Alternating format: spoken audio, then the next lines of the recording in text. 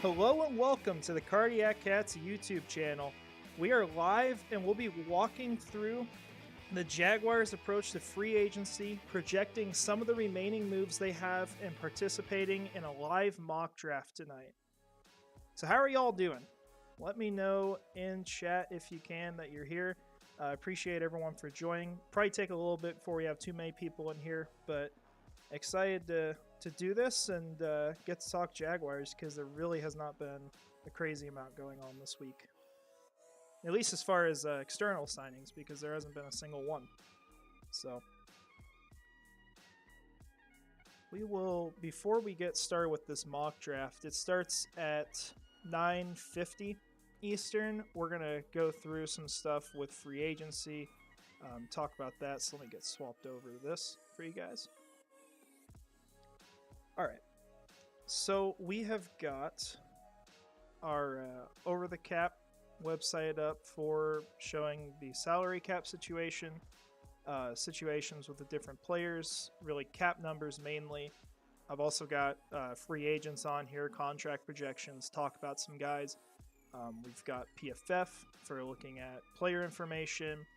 I have also got a depth chart. If any of you guys want to look at that as we go, we'll update it as we go through this. And then we've got our mock draft over here, and we have the big board for that. So we'll get some information on players as we go. So yeah, if you're here, make sure to talk if you want to, of course, and we'll really talk about anything. So if you guys got questions, even if it's not regarding this, definitely feel free to ask those. But yeah, so we'll go ahead, we'll start talking through the free agency situation here. So right now, the Jaguars have about $5 million in cap space. And I see you there, Josh. Thanks for joining. They're a little north, or south, of what they need to be under, so that's good. Now, issue is going to be really bringing in some other guys to this team, improving the roster, and then the draft class is going to be about $3.1 million. So we got to factor that in. You see it opens up the next year. That's really important to talk about. And part of this as well is to kind of show you guys how much this changes just from making these in-house decisions that are remaining and bringing in a couple guys. Because while we may look at this and say, hey, that's a lot of cap space, they're fine. And especially if you look at like 2025, 2026, and beyond, looks even better. But once we make these moves, you'll see that the situation, it kind of explains why the Jaguars aren't making big moves right now. So we're going to go player by player through this, and we're going to project contracts with them, talk about who will be back, update what has not been updated in here, because there's a few things like that. So, first thing I'll note, I've had, on like every video we've done, we've had Blake Hance as our placeholder for Calvin Ridley, and we just put the contract on him, because Ridley's been suspended, he's been down here and not counted towards the cap. We'll be doing that tonight for Tavon Campbell, because they have not got him updated in here. So we'll have Deontay Thompson as the placeholder, so that's essentially how we'll deal with that. We've also got a contract we got to throw in here, two of them actually. So Trey Herndon signed a contract for 1 year with the team for $2.6 million. So we're going to toss that in here. And you'll see the cap will change. So essentially the change that happens here is we see the cap go down by 2.6 million, and then you gain back the lowest cap number, or the cap number of the guy you're cutting. And I see the comment about Herndon. I think the way we got to look at that move is essentially like this. He's not a starter on this team. At least we hope, right? He's an insurance policy for that position. Now, important thing to know about Herndon is that he did play better as the year went on. Was he a guy that you looked at and were like, hey, this guy needs to start every week? No, not at all. But we see like snaps by position. We go through this each week, and you see he's playing out wide early in the year. And then the Jaguars in week 14 made the change, moved him into the slot. Probably the best decision the team made all year long. Now, if we look at his grades, Week 14 is all right. Week 15, he took a plummet. That was not a good week for him. We saw that with CD Lamb taking advantage of him. But after that, he's playing a lot better. I mean, you even look at the yards he's given up. You get the 52, the 95. Like, he's being sliced and diced. And then it's 11, 19, 0, 0. And then I think this bottom one's like 20-something. He played better as the season went on. So I think the way we got to look at him is he's going to be relegated to a backup role on this team. And you know that if you have to start him, like, you'll be okay. It's not what you want, but it's not like putting in a guy who literally cannot do anything. He has improved on this team. And so just kind of my thoughts on him. But yeah, I mean, right now he's a starter, like, at this point. I think that's going to change, but yeah, the cornerback room, that's just what's going on there. So we factor him in here at $2.6 million. The other move, we don't know the numbers on yet. I've looked all over for them, just can't find them. Adam Gotsis came back to the team on a 2-year deal. So I'm imagining that 2-year deal is not for veteran minimum. It's probably a little over. And Gotsis actually played pretty well as a rotational guy. He got 3 sacks this last year. He was a solid contributor on this team. Not a bad player, you know, but also not a great player. He's a role player on the team. And he's a guy you're really going to keep in the building to improve the pass rush. So we're going to project probably $3 million over 2 years. I don't know if that's going to be correct, but that's what we're going to write down. So I think what the number would be here. I think that's it. Be a lot of math in this with the salary cap numbers. There always is. But you throw that in, that gets you $3 million. So now we got Adam Gotsis on here. Now, these are all your remaining free agents. We've had Jawan Taylor go to the Chiefs. We've had Arden Key go to the Titans. Disgusting. I just got to throw that out. I actually, this morning I was at work. I saw a Titans fan, and I nearly threw up on the spot. It was awful. We don't see many of them around St. Joseph, thankfully. The cancer's not here. But once in a while, you see one, you know, and you either feel bad for them or you hate them one way or the other. But we've got Marvin Jones is one of our guys. Corey Peters, who is pretty much retired. I don't think it's been official, but that's what he was talking about at the end of the year. DeJuan Smoot, who's going to be an interesting one because of the Achilles tear at the end of the season. Chris Manhertz should not be on here. They have not factored that in. He went to the Denver Broncos. Darrell Henderson really shouldn't be on here. He was cut earlier on. And then Dan Arnold. So we're going to bring back pretty much all these guys because I'm not saying all 6, but the ones that make sense because I think it's fair for this team. You know, we're seeing guys fall in free agency. They're not getting signed early, and maybe they go to another team. But I think the longer it takes, the cheaper the players get. And so Marvin Jones, we'll take a look at him on the free agent rankings. So his last contract, off the top of my head, I believe it was $12 million over 2 years. His next contract is projected around $4 million a year. And I think that's about spot on. He's going to have a smaller role on the offense. He's not going to be a starter, but I think what you get with Marvin Jones on this team is you get a guy who's going to help you in the red zone. He's going to help with contested catches. We've seen him be a go-to guy for Trevor Lawrence. And so that's been a big deal for this team. And if you can bring him back, you bring him back. He's a valuable asset. It's just a question of, like, is he going to go to another team and demand, say, $7 million a year? I don't think you're paying him that here. But let's say he signs for $4 million a year. I think that's fine for this team. Could you draft a guy? Yes. But we also want to kind of eliminate needs in the draft. We want to try to get the best players available. Because when we pigeonhole ourselves, we don't always get the best players. And the roster is going to be worse down the road. And so free agency is really about getting the right guys for this team. Getting the guys that fit, that go into these needs. And then in the draft, we're going to add the best players available. Thank you, Mr. October, for that comment. Appreciate it. Definitely trying to give you guys something to watch at this point, because this last week has been torture. out of curiosity, did anyone else here sit around for like 6 hours on Wednesday waiting for Darius Slay news or following the Twitter stuff on that? Because I wasted a lot of time on that. And that's been the most exciting thing all week. It's been bad. But at the same time, I think we'll be thankful for it when it comes to next offseason. So that's always good. So with Marvin Jones here, we're looking at $4 million a year. I think for the number, throw on a signing bonus. Actually, it would be, let's go there. So he gets all this money in his pocket immediately. It will be split over the 2 years as far as how it counts against the cap, but he gets paid this amount. He gets his base salary, and he's essentially earning about $4 million that first year. So you work it out with the player so he's not getting gypped, but you also at the same time help your salary cap situation. And yeah, as far as Slay, I was shocked that the Jaguars were interested in him.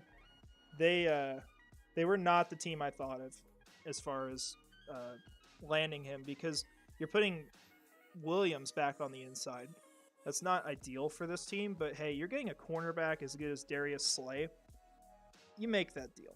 I think it's good enough, right? Yeah, man, it was horrible waiting around. I was following, man, I can't remember the guy's actual name, but it's E_Dilla on Twitter because he's a Jaguars insider, and it was just torture trying to decrypt everything he put out, trying to figure out if anything was going on. I got nothing done that day because I was just hoping something fun would happen. We got treated to this awesome offseason last year, even if we felt like the players weren't like the best of the best at the time. But I mean, it was like these dopamine hits last year. Every 15 minutes, like, oh, we got this guy. Here's another 50 million out the door. And this year, you know, we're spending 2.6 million on a player, or we're giving someone 9 million over 3 years, you know, 9.6 million, whatever number it is. So yeah, for sure. Are you talking about Damian Pierce, I'm assuming? He was pretty dang good against us that first game. I can't remember what happened the second game. I know they sucked. But hey, we sucked the first game, so that's kind of how that worked. So let's get the number here. So I've got to do my mental math here, which is awful. I think, yeah, that's the number. So this adds up to 8 million. So let's bring back Marvin Jones. Now, Dawuane Smoot. Here's your conundrum. So we look at Dawuane Smoot's stats here for a second. So these are the years of production that his last contract was based off of. 6 sacks and 5.5. He got a $10 million deal for 2 seasons. So we saw the production after that pretty much identical, right? It's like half a sack less, no big deal. But for Dawuane Smoot, there's 2 things that factor into this. He ended the year on the road getting an Achilles tear in the form of a non-contact injury. Not good, right? Really was not. But at the same time, we saw James Robinson come back from that, and so I think there's a shot that Dawuane Smoot is back before the season. In fact, I would say I think he will be. I don't know anything inside the organization on that, but that's kind of what I'm expecting. So with Dawuane Smoot, you've got that factoring in. I think it's going to drive down his price, but you also look at like his grades on PFF, because this gives you kind of a good view. PFF isn't like Lord and Savior, I know everything, and you know, the one resource to use, but he played better, and we all saw it with our own eyes. He was a great pass rusher this last year. He took another step, and so I think when you factor that together, I would be willing to pay him a tad more than he got before, especially because I think he'll be back before the season starts. So here's our numbers. We're going to go $4 million signing bonus. He's going to get $11 million over 2 years. So we throw in these numbers. He gets about $5 million that first year. I think that's fair. It's a little less than half the deal, but he might not be in for a couple of the games. And then this last year, you're backloading. he gets about $6 million in his pocket because he'll get this number that season. And so you're counting about $3 million against the cap. So now you see we're over, and we'll rectify that. Really quick, I go ahead and join this draft so we actually get in. We'll use our ranking for it. So we'll have to kind of monitor this. I don't want to miss my picks. And also, as far as Jalen Carter being first, that has not been updated. I don't know where to put him. All the stuff going on with him is just crazy. We don't know anything really. We're kind of speculating. We know a little more about like kind of the punishment for him, but as far as whether he's going to play football at a high level, that's I can guess as well as anyone else, and that guess is completely unknowledgeable. So we're in that now. Like I said with Corey Peters, he's probably retiring. Chris Manhertz, he's to the Denver Broncos. Darrell Henderson is a guy they already cut, so we're not thinking about that. Now, Dan Arnold. This team has 2 tight ends right now, and Dan Arnold functioned as a pretty good number 2 tight end. And I think right now, seeing him not get picked up in free agency that fast, I think the team can bring him back. I would, if I had a bet, I actually think it will happen. I won't put a ton of money on that or anything, but I think Dan Arnold could come back to this team.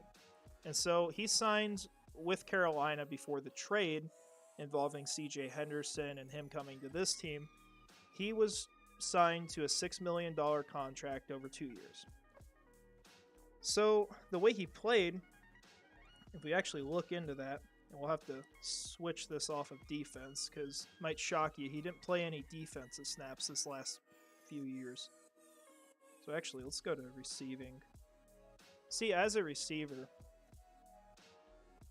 his yardage, you get this 100-something yards, and you get 400-something yards in your 2-year splits here. It's about the same. Graded out, very similar. The pass blocking went down, although, I mean, you look up here, it's kind of bizarre why it did, because, yeah, he had that 116, which was from, like, a couple plays, maybe. And then he's got some good grades here. So, I'm not sure that he sucks at pass blocking like this thinks. But, I mean, I think he's a solid player still. I think he's someone you'd like to keep around if you can. I would sign him back, probably a little cheaper of a deal. And you also see, with the tight end market right now, you actually look through some of these signings here. Let's go to tight end. You'll notice a lot of these players are going for cheaper than what they were projected to. So Evan Ingram doesn't really count. It's the franchise tag, which you look at what he was demanding was absolutely the right decision. We got Hayden Hurst here. He's $1.5 million or $1.25 million less. You've got, let's see, keep going. Josh Oliver went for more, I guess. The one that's missing on here that has not been shown is Mike Gesicki, who can earn up to $9 million this next year, but his base is $4.5 million. Like, dirt cheap deal. I think you see with a lot of these markets, the players are going cheaper than expected, which is fantastic for teams because not only is the cap space going just crazy the next couple of years, but at the same time, the players aren't seeing their salaries go up a ton with it, at least this offseason. So we're going to say $5.5 million for Dan Arnold. So for that deal, let's do that right there. So it's going to put us around, what would it be? That, I think? Make sure my math's right. Yep, okay. So this will get you at $5.5 million. So those are the 3 guys we're bringing back. Pretty much bringing everyone that you can at this point. Now, as far as external free agents, guys, let me know kind of some of your favorites. I know we've got Sean Murphy-Bunting. That's one we've mentioned on here, and probably my favorite of all of them. There's also some edge rushing options for this team. I think they have to bring back a player at least. Like DeJuan Smoot, I think, is the clear option. But at the same time, I think it would be nice to bring in another guy. Because then you've got Josh Allen, Trayvon Walker. You're bringing back DeJuan Smoot. You're getting whoever the heck you're throwing in with that. Yeah, Calais Campbell. He would be a legit option for this team. And then you're having as well Jordan Smith returning. Easy guy to forget about, but actually kind of shout out the Jaguars Locked On show. He talked about the other day about what his role was going to be with the team last year. They were going to have him as their 3-4 outside linebacker, taking Arden Key's snaps in that role. And because he got injured, Arden Key had a bigger role with this team than expected. So with Jordan Smith, I think he's going to have a role with the team in the future. And this is really going to be a big year for him because it's his 3rd year of the rookie deal. This is the point where they want to see production. And it's going to be harder for him because he's coming back from injury. You know, that's definitely not going to make it easy. So he's someone to not forget in all of this. Now, at cornerback, we'll start there because we've really got one obvious option. I think Sean Murphy-Bunting has to be the guy. I think he just makes way too much sense in about every regard. You're getting a guy who's been around Mike Caldwell before. You're getting a guy who's going to be younger. He's going to be cheaper. And he has versatility inside and outside. And I think he's an ascending player, which is really important for this team to go find. I mean, you don't want to find guys who are on the downturn unless you're going to pay him a few $1 million. So we find him on here. He's really far down. It's kind of funny. He's below Shaquille Griffin because I don't exactly believe that. They've got him projected kind of low. $3.75 million. I don't think he's worth that low of an amount. I think as a cornerback, he should be demanding $5 to $6 million. And right now, I don't know what's going to happen with him. I don't know where he's going to go because we've heard Jacksonville's interested. We've also heard that the Vikings are, but he hasn't been signed anywhere yet. So I think what we're going to do here, we're going to project him, let's say $16 million over 5 years. We'll give him $4.5 million in signing bonus, and then this is his base salary. So the first year he's earning $5.5 million. Let's do this for his second year. Let me make sure I got my numbers all good here. That should be about right. So overall, well, it's not exactly the same amount. The last 2 years, this is $16 million. And we're not messing with guaranteed salaries. It's not a huge deal in this. Basically, the first 2 years would be guaranteed of this deal. So we bring in Sean Murphy-Bunting.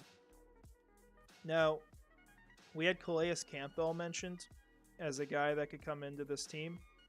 So that's one person we could consider. And we'll actually, real quick, just look over at this draft so far. So nothing too crazy other than Atlanta trading up. These picks make sense. We'll kind of monitor this. I hope to get over to it relatively soon before our pick.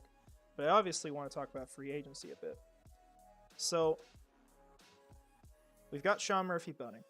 Calais Campbell is an option as an edge rusher.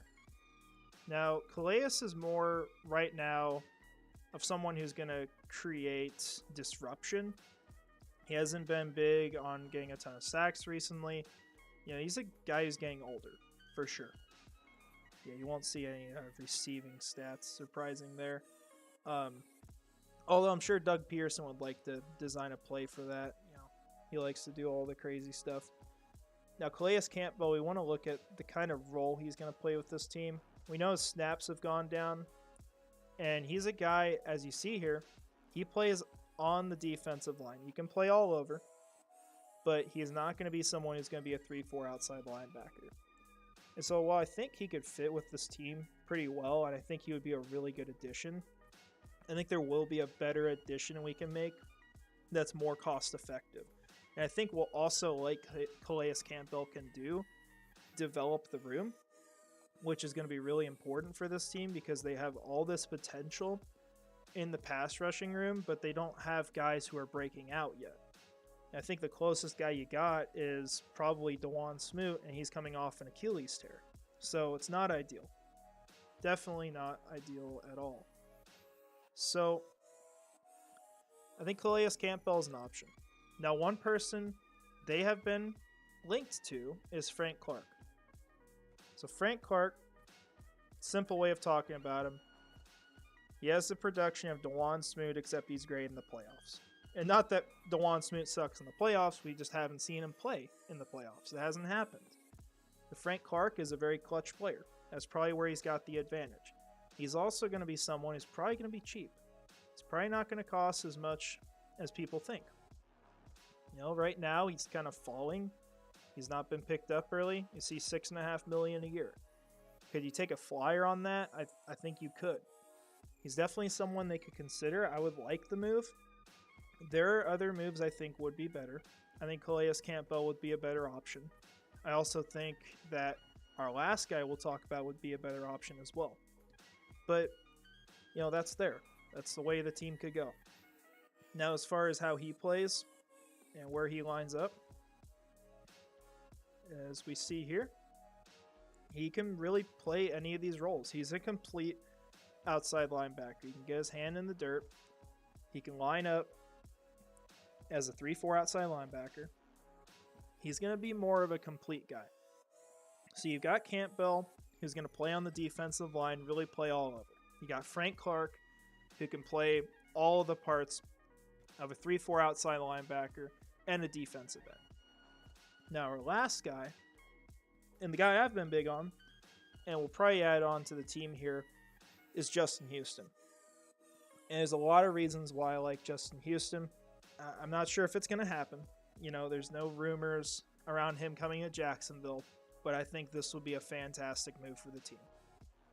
And here's the reasons why I believe that. So you see with Justin Houston, he can play all these positions, you know, just like Frank Clark can, just like Josh Allen does, and we hope Trayvon Walker does. But Justin Houston is a guy who's going to specialize on passing downs. He's not going to be out on the field all the time, but when he is out on the field, he is a monster. This guy is still great after all these years. This is a player, I believe, either set the sack record in a season or came very close to it. I believe he... Okay, I think we're back now. Might have got disconnected there. Let me know if you can all hear me. You see in 2014, logged about 1,000 snaps. When you look at his sacks on the year, 23 sacks. It's a monster player. I mean, he's had a great career, especially in Kansas City. We saw him go to Indianapolis, to Baltimore. Okay, awesome. Not sure what happened there. The Wi-Fi is still going, so I'll have to look into that. He's a monster player. And this last year, with Baltimore, super productive in his time. See, we count up his sacks here. By week 9, playing in a rotational role, 9 sacks. You know what he got paid for that? $3.5 million. That's it. Because he's like 33 years old right now. Gonna be 34 this next year. Actually, it would be... No, actually, I think he is 34. Yeah, he is. He's an older guy.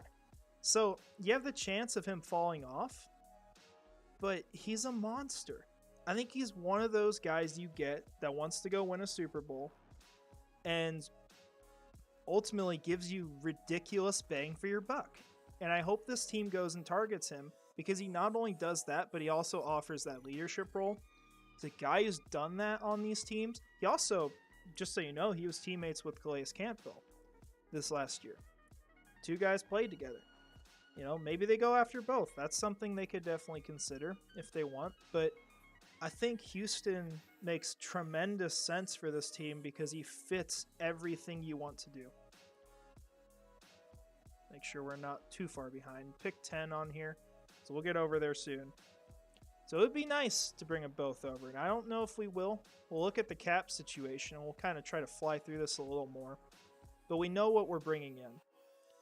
So I think with Houston, it would probably be a 1-year deal, but we're going to throw on an optional 2nd year. He got paid $3.5 million. On here, let's see what he's at, $4 million. I'd pay him more. I'd pay this guy up to $6 or $7 million to play here. I really would. I don't think you have to though. Let's say give him $5 million a year. So he gets a $4 million signing bonus. He gets this base salary, and then he gets the rest of the money that second year. It's a little front-loaded, slightly, not much, but that's the deal you offer him. Second year is optional. Now, we'll look and see if we can add on Calais Campbell at the end of this, but we're going to work on this cap situation now. Because now we see we need to get to about 3.1 million, and we also need to make sure we have a decent cap situation for the next season. So here's what we're going to do. We've got 3 big guys that are going to be free agents next season. Evan Ingram, Josh Allen, and Calvin Ridley. With Ridley, I don't think you can consider an extension right now because you got to watch him play. I do think he'll be great, but I just don't think you can re-sign him yet. But Evan Ingram and Josh Allen, you know what you're getting. I think this is a team that believes in them, and you need to free up cap space. So I think you can extend them, and I also think you can do it for Jamal Agnew. So we'll look into him. We'll start with Evan Ingram. So he's getting paid about $11.5 million this year. I think with the tight end market not doing super well, he could demand a ridiculous amount. He could force the team into paying him that, or end up going to another team.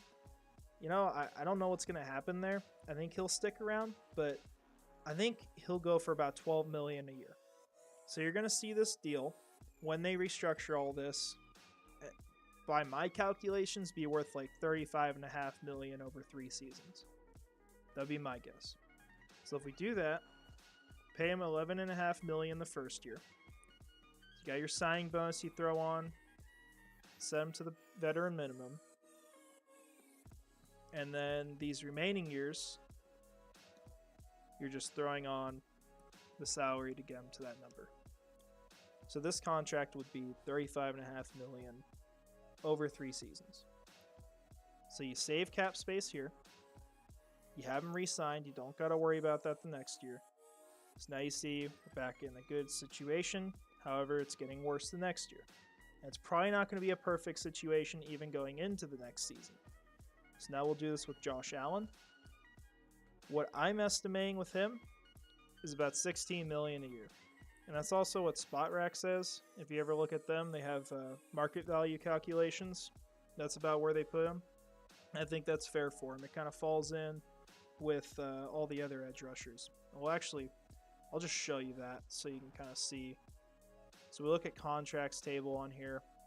The average per year, you get all these guys who are like really good. And you get to Harold Landry, down to like Carl Lawson. I think this is where he lands, somewhere in there. And I don't think he's a player who's going to demand an absurd amount. Now, I could be wrong because I thought Arden Key would be faithful to the team, and then he went to the Tennessee Titans, but I don't think Josh Allen's that kind of guy. Not that I hate Arden Key necessarily.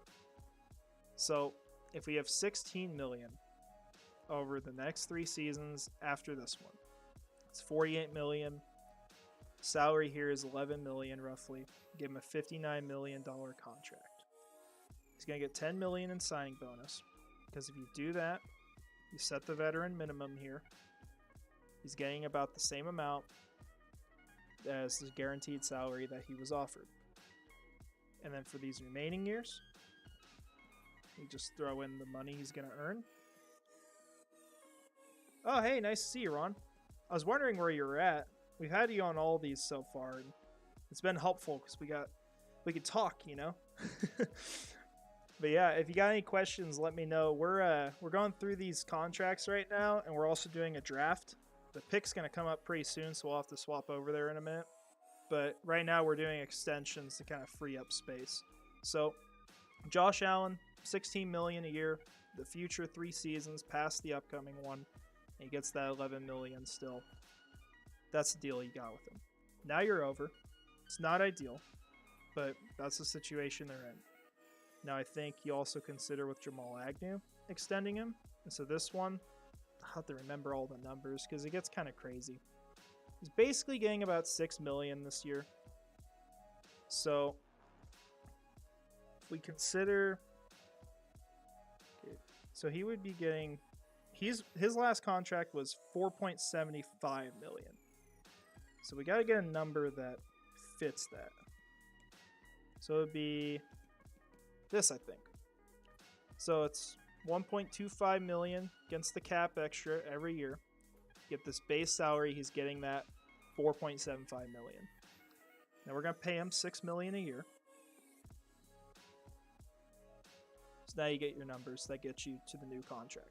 I think he gets a raise because of how good he's played for this team. And man, that pick is coming up. We're going to have to swap over.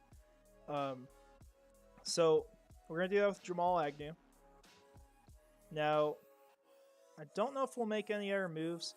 I kind of don't want to because we're going to have the draft going and it's kind of unfair to change things after. But this is where you sit. You brought in 2 free agents. We need to decide on Calais Campbell. Let's look at him real fast. And yeah, I agree, Ron. It would be great if they bring him back. I think this is the perfect time to do it. He's going to be at one of his cheapest amounts, really, in his career. I guess Campbell doesn't even make the list. So he was owed $7 million. He got cut. They didn't even restructure or talk about it from what I know. So let's say he takes $4.5 million to come in. Let's do it for fun. It's a 1-year deal. So we throw him on. Still got your money. Still doing all right. Get another guy for your defensive line. You've just loaded up at that position. If he wants to come back after, you bring him back. All right, yeah, and Adam Gotsis, I didn't know much about him before. I knew he was a rotational player. He's a guy who's kind of just come back to the team late in the offseason. He actually played pretty dang well for his time on the field, and there was a rumor going around that he's going to have a bigger role with the team this year. Now, do I want that to be the case? Not necessarily, because I think you can get better players, but he's a good signing. We want to see the numbers, but as long as it's nothing crazy, I'm all for it. And ultimately, the contract we projected for him, assuming he's around $3 million for 2 years, I mean, that could be wrong. It could be more. We really don't know. Because, you look back at what we said about Trey Herndon. We thought we could bring him back for the veteran minimum, and this guy's got multiple teams interested in him, and we're bringing him back for $2.6 million. So kind of a different situation there. But I think you could see that for Gotsis. However, with Gotsis, I don't know if there was really much of a market for him. He was a guy who made it very clear he wanted to play in Jacksonville, so I think you got to kind of consider that. In this situation, look at the board here. Okay, we've got quite a few options. Oh man, it's flying. So we got 2 picks left before ours. We'll at least have a minute here because this is an AI picking. Now, talking about the roster, and oh my gosh, we didn't even update this yet. I'll get that after the pick. But you've added a cornerback, someone you're going to start, right? That's Sean Murphy-Bunting. You don't have to hit corner. It's fine if you want to, but it's not a necessity for this team. I think you can wait. Your defensive line, you've added pieces. You've gone from basically Arden Key to Justin Houston and Calais Campbell. I actually think that's an upgrade, and this team is now better in the pass rushing unit. Just my opinion. Arden Key is a really good player, but I think Justin Houston's better right now. As crazy as that is to say with him being 34. But that position, in my opinion, is better in this situation. So you've got that. Now, what's really the loss for this team? It's the blocking tight ends and the tackle. I hope. Okay, that was Quinn Johnson. That kind of blows because Johnson would have been a cool pick, but he would not have been my top pick here. The offensive line is where this team needs help. I think that's going to be really important for them to address. I don't want to see them roll out with the 5 guys they got. And yeah, appreciate that, Ron. He's a really good player, and as well, an important thing about him is his character. He is a legit, good human being. I mean, we have a lot of people on this team that are easy to root for. It's probably one of the best times, if not the best, in Jaguars history to root for the players. And so, you know, I really, really would love to see him come here. I think he's just a perfect fit.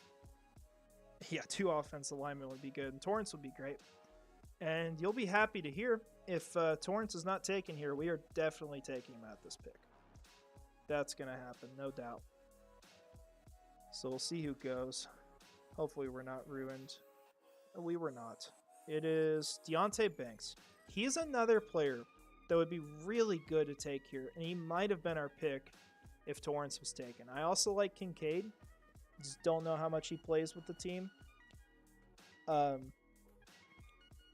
Yeah, you got a good point. The Florida players have not worked out much. And yeah, Torrence is nice. DeJuan would be really nice at right tackle. I had this horrifying idea of playing him at guard earlier. Darnell Washington would be great too.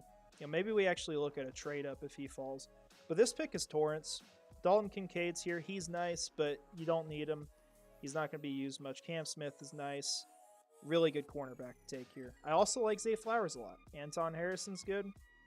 But Torrence is the pick before the time runs out. All right. So that's our first selection. Now that we've done that, things will kind of calm down here. We're not in as much of a rush. So we're going to start working on this depth chart. You guys, if you go back up, and let me actually see if I can pin it in here. Oh, it's gone. Okay, let me throw it up in here for you guys. So we have our mock off-season depth chart here, just so you guys can look at it for yourselves if you'd like. So we got that there. See if I can pin that. There we go. So you can check that out there and kind of keep up with all the changes we do. We'll analyze salary cap as well. So yeah. So let's go through our guys. So we know Osiris Torrence is on this team. He's going to be our left guard. Brandon Scherf's got the right side. We already know that. So that's going to move Ben Barch back to a backup. We're not going to worry about putting Tyler Shatley as the third string. But Osiris Torrence is going to go here. And we'll denote him as a rookie.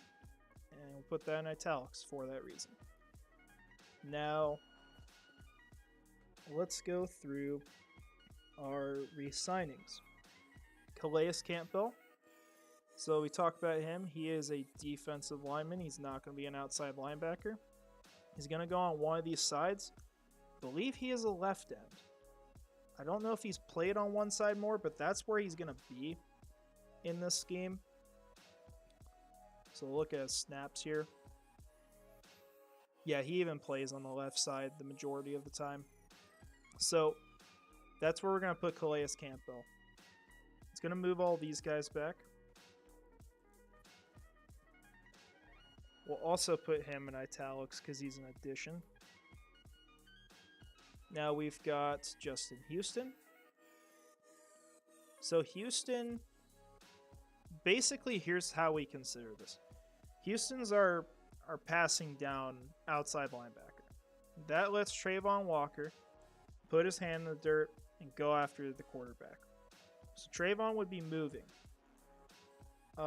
However, the way this will go on here, we will just simply move these guys back and put Justin Houston here. He'll still see playing time.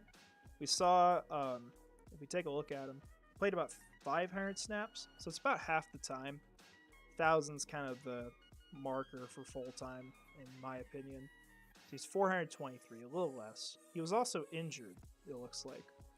So you're kind of just saving him up, making sure that he's good to go. So now you've got Justin Houston. Now we got Sean Murphy-Bunting. And yeah, OT would be really nice in round 1.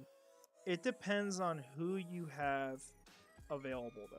Because I think, like, there's 3 guys I would take over Torrence. Maybe just 2. The 2 I would for sure are Paris Johnson and Broderick Jones. because Paris Johnson's the best guy in the class, or right there. Broderick Jones is the most physically gifted, and I think he can develop into being a monster in the NFL. Plus, you can play him at guard if you need to. And you could do that with not Torrance, although you can do that with Johnson as well. Now, Skoronski's also close in there. I like him a lot. He's a guy I liked really early in the process. The question is the measurables. His arm length is definitely not ideal. So, something to consider with him. But yeah, Houston and Campbell would be like ridiculous. I don't know if they'd go after that many pass rushers, but that would be pretty nice. So, now we'll throw in Sean Murphy-Bunting. So, I don't know why I've got Trey Herndon in here twice, but we'll fix that. I was editing all this like right before, so probably a few mistakes. So, Sean Murphy-Bunting's our new guy at slot corner. He can play outside too if needed, and if you have an injury, assuming there's no cornerback taken, which I think we'll take one, you would have Trey Herndon as your backup. He would move into the slot, and whoever's left that's not injured plays outside. Now we got Dan Arnold. So he will be our tight end too.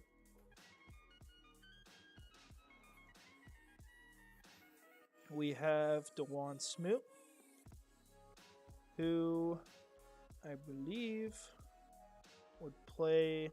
Does he play left end or right end? I don't think it matters much, but we'll look.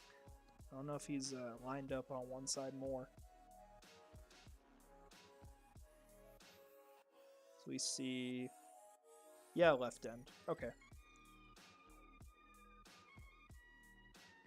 Yes, so this is assuming. It's basically what we did here, if you weren't in here earlier. We went through free agents. We re-signed some of the pending guys on the team. And we also signed some others. We'll actually talk about the cap situation as we go and then to wrap it up. So I'll throw in, actually, we're going to move Campbell here because he'll be a rotational guy still.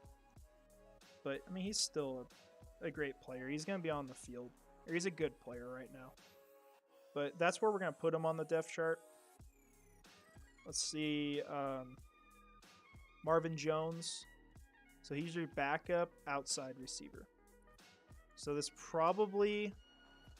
We might keep Tim Jones. We'll see how this ends. But Marvin Jones takes over that backup role. He's going to be moved into the rotation. That'll definitely be important. And then we've got two more guys. Adam Gotsis and Trey Herndon. I think I've already got him. Yep. Okay. So now we got to find guys we're going to cut. So we'll just cut people as we go because we got to get down to 51. Or it's actually 53, but we'll do 51 because that's what counts against the cap. So we brought on 8 people here and then 1 as a draft target. And this is also the cap number, so we'll go over that here shortly. So make sure we're not too far behind. Okay, early second round.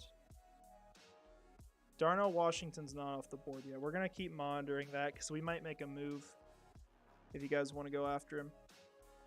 So we need to cut 9 guys so far. So we'll do Nick Thurman. I got to find him on here. All right. So he's our first. Kai Sargent, Quadre Wilson. We don't need the 2... Or Quadre Olson. We don't need 2 guys there in the 4th and 5th string at running back. We will cut Blake Hance. I've got so many tabs open. So Blake Hance is our backup right tackle. We will update that in a second too because we'll have Osiris Torrance as a backup tackle as well. So it's 4 guys cut. Jimmy Murray, Caleb Johnson. Murray is here. And then Caleb Johnson's here. And we got 3 more to do. So let's do Jeremiah Ledbetter. We'll do Deshaun Dixon. And this isn't necessarily how the roster would be going into the year. We're just kind of cutting people. Tyree Gillespie. And we got to leave Deontay Thompson. That's our Tavon Campbell replacement. So that's what we're looking like now. Okay. So we've still got Darnell Washington here. You guys want to make a move? Let me know in the comments. We got a little bit of time here. We'll also look at draft capital. See what we'd have to give up. This might be a decent pick we got to give up, but this would be a really good selection. So, anyway, it's also a little more on here if it's not a player. So this pick is worth 340. And this one's 150 because it's probably a third if we're moving up this far. So the earliest part we can is like Tennessee. Now, I don't think we're trading with Tennessee, right? So we got a little bit to wait if we're going to make a move. Now, we could offer this to, let's say, the Panthers. I'll take a shot at it. I think they might actually accept that. All right.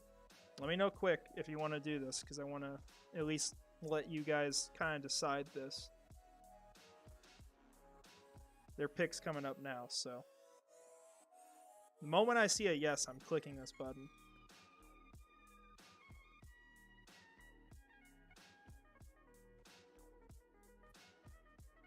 Okay, you think this is fine? Third? All right, we're doing it. See if he accepts. I think he's here. There goes Keon White. If he's not, then we'll have to keep waiting here. This guy's been on a lot of mock drafts. I think he's active. We'll see, though. Especially because, yeah, I mean, he would have made the first pick, right? Would think so. Not looking too good, though. We're at like 20 seconds left, and he hasn't said anything. He might be panicking in the front office. There's also other options here. Not that we'll do something else. We'll do Darnell Washington because you guys want to, but there's other ways the team could go. We'll have a good pick. Yep. He's not here. That's unfortunate. We can't offer to the next two picks because this one's AI. It's not going to accept it. The value's not there either. We're going to have to give up more, and I don't want to. I don't think that's a good thing to do. And the Tennessee Titans are the Tennessee Titans. We don't negotiate with terrorists here. So that's not happening. So we'll actually, while we're waiting to get to the next pick, yeah, Antonio Johnson's pretty good. We'll go back here. Kind of just look at this for a minute. So you're gonna have your draft signings, right? And that's gonna factor into this. So this cap space is kind of changing. Eventually, once we cut enough players, it'll be about 10 million we would need available. But at this point, you're probably around 6 million under the cap. You're carrying that over. And so the next season, you would think 11 million, right? Because you carry the cap. You're assuming this is the cap space. And that factors into this. However, it's not 11 million because you have your draft class. So you're probably throwing on another 12 million because the draft class is worth about 10 this year. It'll go up the second year. If it's 12 million, then we're looking at this team being under about $23 million. So that's our cap situation next year. It's a number we're going with, 23 million. Let's flip over here. Of course, Antonio Johnson's gone. It's just because you said you wanted him. It's terrible. I will shoot a trade to the Jets, but I'm not going to do it yet because we want to make sure he's there. I also have the suspicious feeling that the Titans are just going to ruin my life here and take our guy. Yeah, I'm so sorry, man. That's awful. Life ruined right there. We'll see who goes real fast, and then we'll flip back over.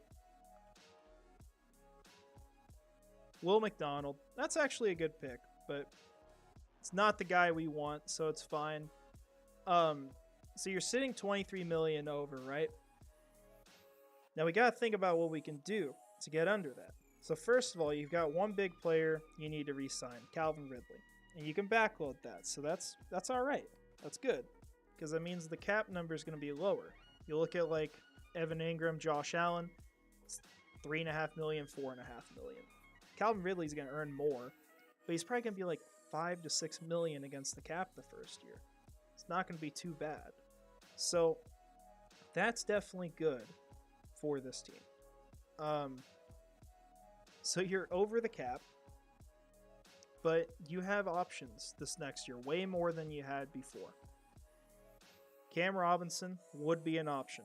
I don't know if that happens now with Taylor gone, but he would definitely be one. Let's shoot this offer to the Jets now. See if he's even on. We never even know. Look back in a second. So Cam Robinson's one. Fadakasi saves you $8 million. So you see that there. Darius Williams, I don't think you cut him. But if you do, I mean, you save $10 million. It's a really good contract. I just don't see why you cut him, because he's a really good player right now on the outside. And he's a guy who wants to be here. He's a guy who took a pay cut to pay for this team, or play for them. So that's not happening. Christian Kirk's off the table. Now, Rayshon Jenkins, perhaps. Maybe that's what we see. Also, the Jets are not responding. Probably busy trying to get Aaron Rodgers. So Jenkins is an option. Brandon Scherf, we'll talk about him for a second. I'll explain this number here, but he's also an option. So, let's see, here we are. Okay, we're going to set this up with the Falcons. We're just going to be sending offers to every single team in the draft. You want to lowball him? Let's do that. Let's see if he accepts, because this is a player, and he's going to see 2 4th-rounders. I'll just see if that happens. If you don't want me to do that, put it out. I'll delete it. I'll get rid of it. I just think that's better. So you get someone good in the 3rd round. Yeah. So, I mean, right now, like, I wouldn't get rid of him. Jenkins is a great player for this team. Yep, and it's rejected. Shoot. I don't want to keep sending trade offers, but this is the road we've taken. Oh, I gotta send it. There we go. Jenkins has been really good for this team, but for Jenkins, what I wonder is if he's going to be able to back it up this year. I hope he does. I'm rooting for him. But if he doesn't, you save $9 million. And we saw how bad the safety market is now, to where like players are barely being paid anything. His contract is not going to look good next year. I just think that's what's going to happen. And maybe they restructure him for that reason. Or maybe he takes a pay cut or signs a different deal. I mean, you look at Roy Robertson Harris. He took a pay cut this offseason to stay with this team. Oh, there we go. All right. So we are on the board. We actually get to do this. So, all right, Darnell Washington here. Just confirm that with me. We've got Clark Phillips, Tyreek Stevenson, John Michael Schmitz, Derek Hall, Tui Tuipulotu. Xavier Hutchinson's here too. But I think we've got an obvious option. We're doing Darnell, right? Just got to see it like one time, then I'm going to click the button. I'm going to click it anyway, but still waiting.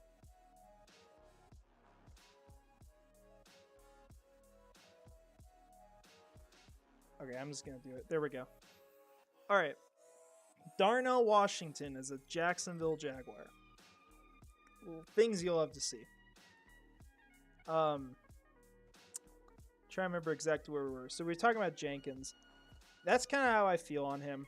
I'm not sure he's going to stick around with the team after this next year. I hope he continues to play at the level he did, but he played really dang well, for sure. There were a lot of buttons to click to get him, for sure. I don't love giving up the 4th-rounders, but I think you're getting a very, very special player. And for that reason, it's going to be worth it. And we got to consolidate picks, because we got 9 selections. Do you think 9 people are making this team? I personally don't. So that's where I'm at on it. But yeah, we got our guy. We got our guy for sure. Really upgraded the 2 spots. This team needed it. They could also restructure him this year. That's a good point. Something they could consider because they've got cap space to move around. So definitely something to think about. Now, let's go back here. Let's talk about Brandon Scherf this next year.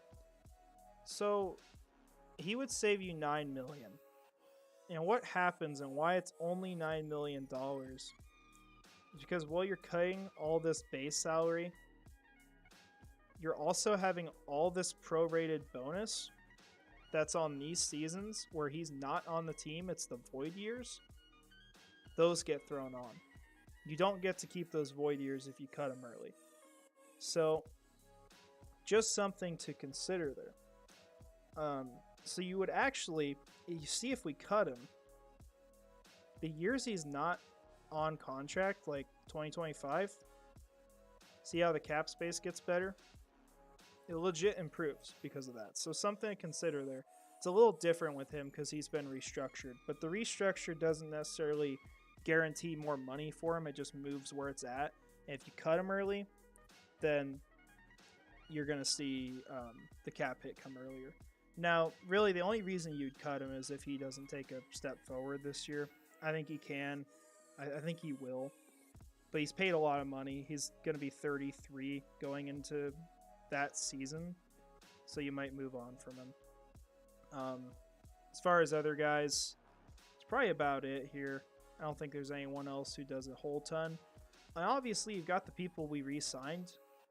You'd expect them to be good, right? But that doesn't always happen.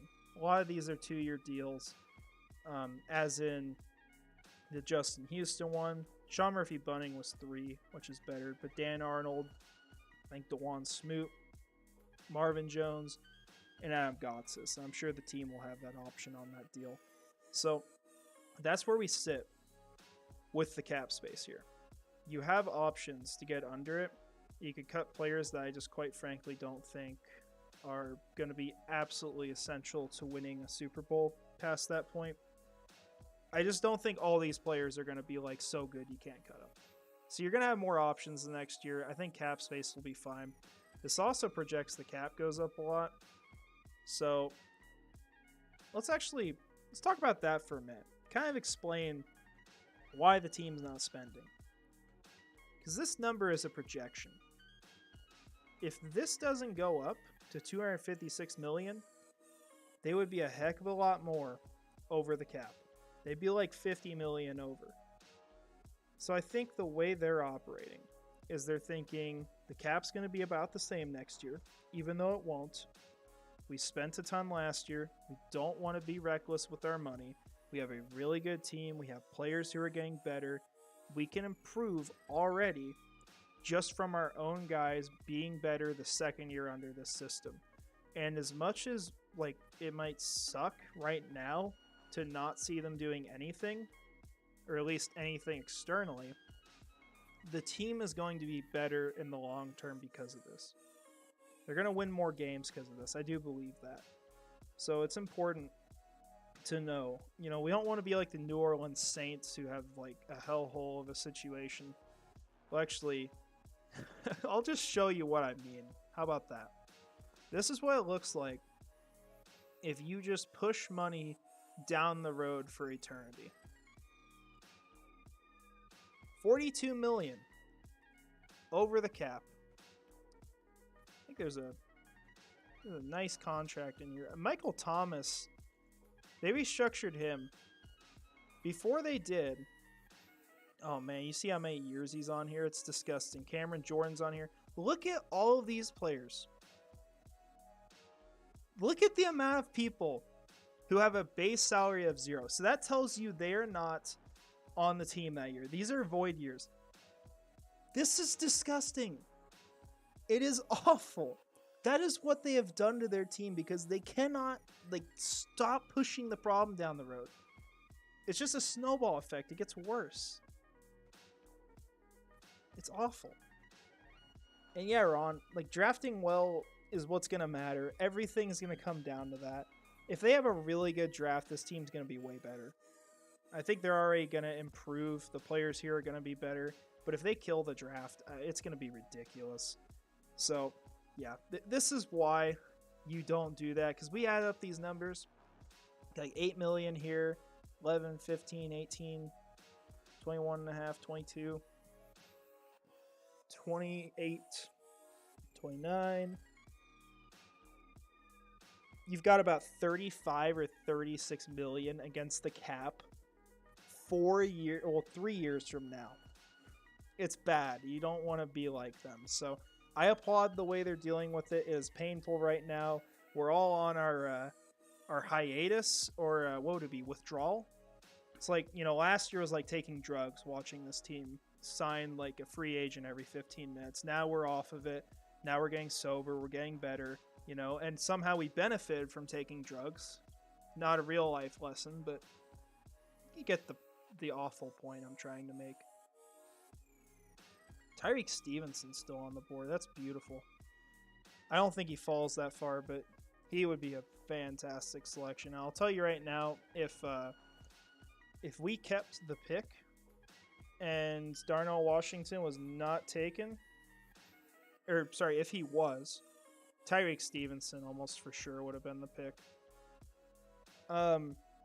With Chase on, he has trade potential, and it's solely because the guy was a first-round selection.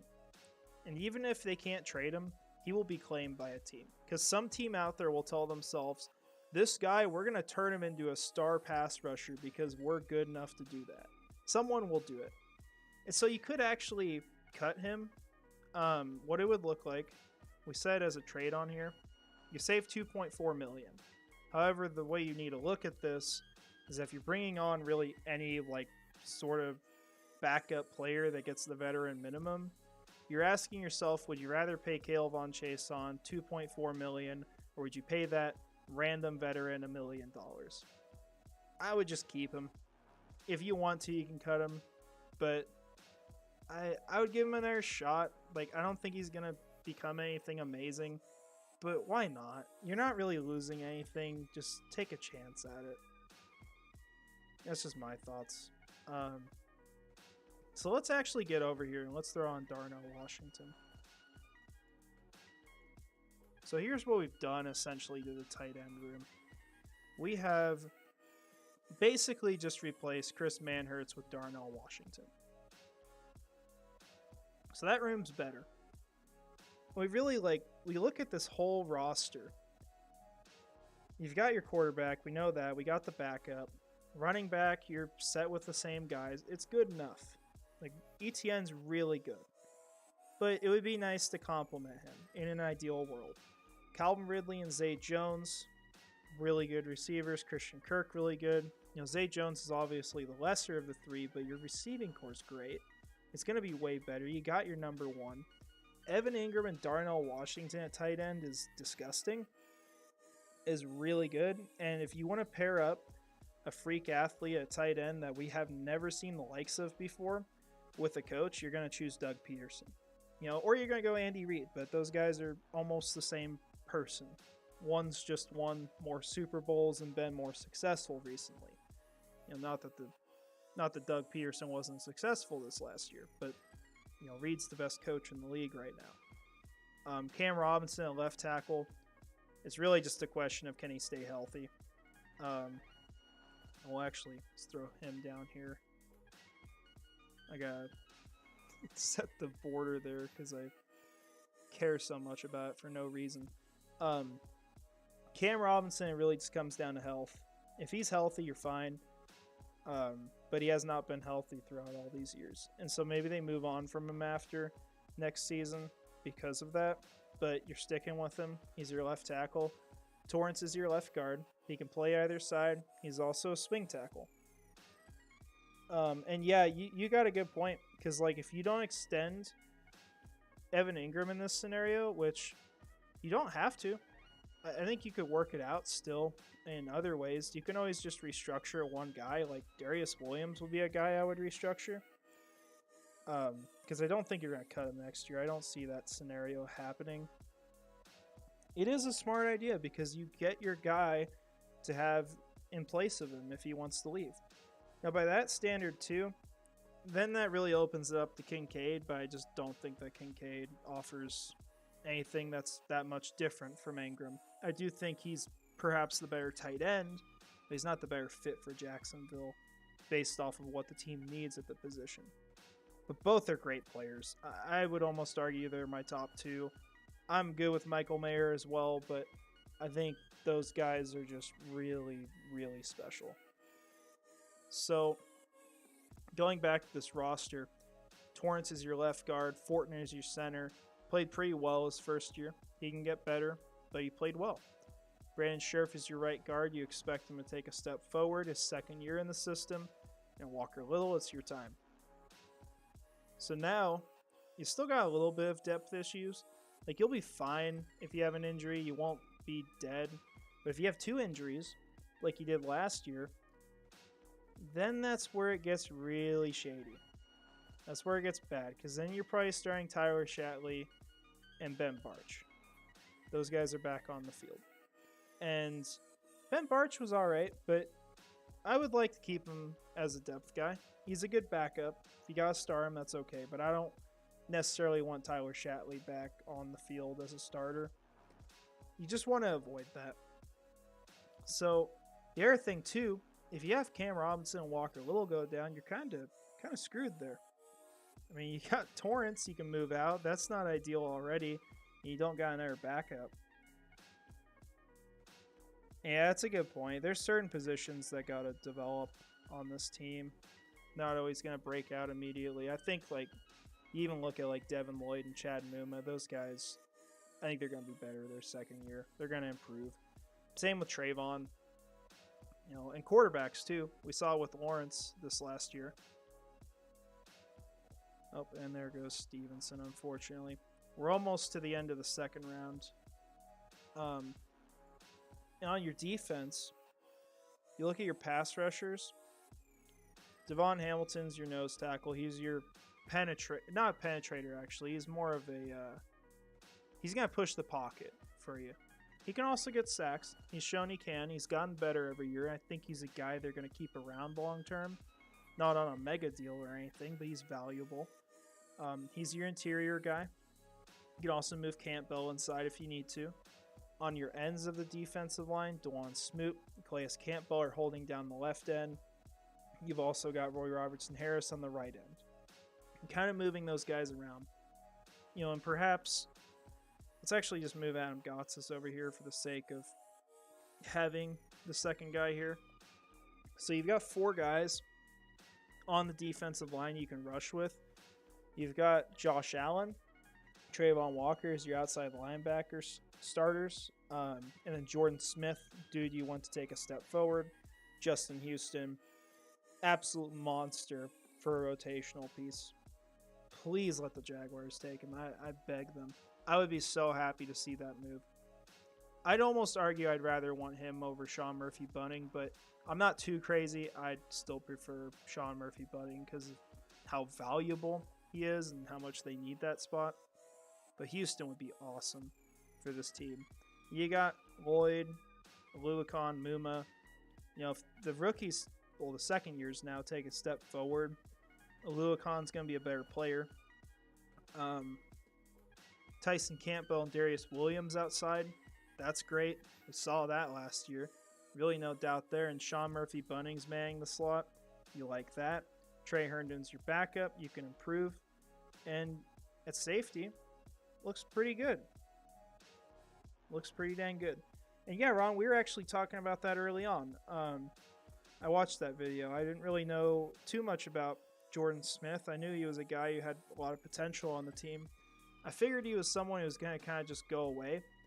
But based off of everything he said, I think he'll actually be a big part of things. And unfortunately for that reason, it might mean we don't go get these players. You know? Like, I'm not sure they're going to get another edge rusher outside of DeJuan Smoot coming back. So, something to consider there. I hope they do. I hope they make sure that position's all good to go. You know, fix it in free agency. Don't leave it for the draft. So that's kind of our roster at this point. Now, we'll actually be ending here not too long, because what we've done, because we traded those 4th rounders for Darnell Washington, which was a lot. It was definitely a lot, but hey, I mean, you're getting a special player. You give that up. You've got your 3rd round selection still. However, your 5th rounder, this is not owned by Jacksonville right now. This is owned by the Atlanta Falcons.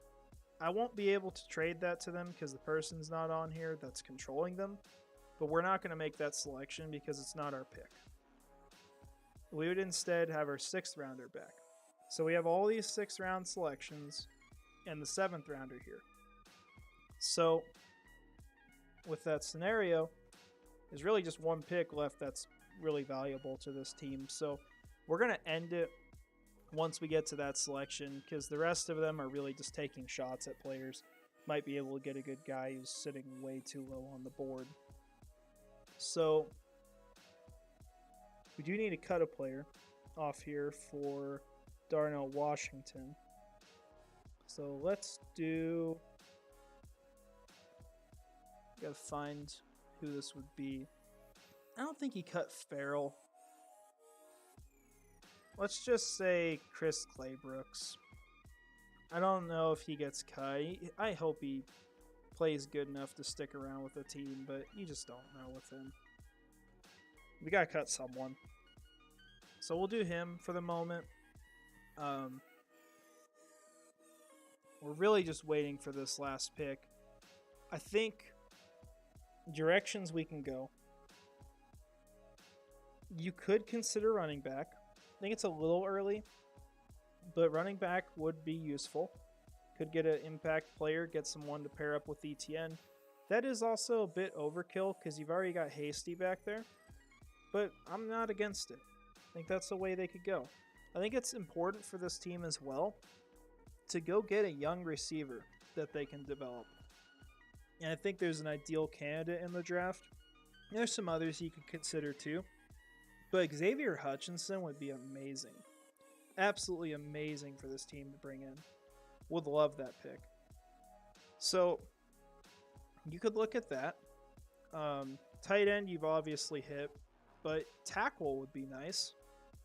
You don't really have a tackle in this scenario. And so maybe you got to go find someone either in the draft or after. But that's something to consider. On the defense, honestly, I think as far as everything you've got here, I mean, you could get a young pass rusher, someone you could develop. You could always do that. But it would probably be cornerback. Probably get a backup. And this is kind of the issue with the Darnell Washington trade, moving those picks, is that you don't have a whole lot to address this with. It's not a huge deal. You still have a ridiculously good roster, I think, without spending way too much. But you can't hit everything. So I think Xavier Hutchinson's possible. You brought back Marvin Jones, though, so you might not need to go that direction. Tackle would be really important. I think that's definitely important for this team. If both go down, you're in a really bad situation, but at the same time, you don't expect that. Like, any team that loses both of their tackles is going to play a lot worse. So consider that. And you don't really have a true backup either. Torrance is nice to be able to play both those roles, but he's not ideal. And a cornerback would be nice. I think like Travius Hodges-Tomlinson would be a good pick there. But we're probably going to look at tackle or receiver. It really comes down to who's available at tackle. A lot of people are high on Blake Freeland. Also know Jalen Duncan has a lot of potential. Now, I'm not too huge on them. They're third-round picks for me. Or kind of late third-round picks. But I also haven't watched a whole ton on them. So, you guys have any favorite like offensive lineman in this draft as far as mid-round picks or later guys? Or how you feel on that? What do you think for this pick? Let me know. We've got, right now, 16 selections left to go before we draft. So we've got a little bit of time here. If you got any questions about the Jaguars, anything regarding this, even if it's not Jaguars, we'll talk about it because we got the time. Let's close out a few things here as well. Take a look at these offensive tackles too. So we saw Mox off the board. Bergeron's off the board. So Freeland, yeah, great size. He'd be a swing tackle. He would fit what you need. A lot of his stuff is refinement. And, you know, he can definitely improve his movement and pass blocking. I've seen plays where he'll get kind of run around. But it's more so his change of direction. But that would probably be our selection in the 3rd round. Jalen Duncan was one that a lot of people are like super high on. I'm not seeing as much of it. I get like the potential for him, but he didn't really impress me a whole ton. And maybe the film I watched was just really bad for him. Maybe it was one of his worst games. That could always factor in. But Duncan wasn't a guy who really blew the doors off for me. He was just kind of a developmental dude, honestly. Now we'll see as well. We'll just at least look around, make sure there's nothing else available. Yeah, you see these two guys here. They're really, really good picks, I think, in the 3rd round. Jarrett Patterson, if he didn't hit Torrance in the 1st round, he's a really nice interior offensive lineman. Sidney Brown go off the board. Turner's got great speed. Skinner, unfortunately, he suffered an injury. Kind of killed him. Jacqueline Roy, I think, be a solid defensive lineman. Don't know if he'll be great, but he seems like a pretty solid pick. Yeah, Hodges Tomlinson would be really good. It's a big question here about what you do. You know, maybe you're looking at bringing in, you know, another tackle after the draft. That's another option this team has because there will still be people out there. You know, crazy thing to think about is the draft's almost a month away. It's a little over that, but guys stay on the market.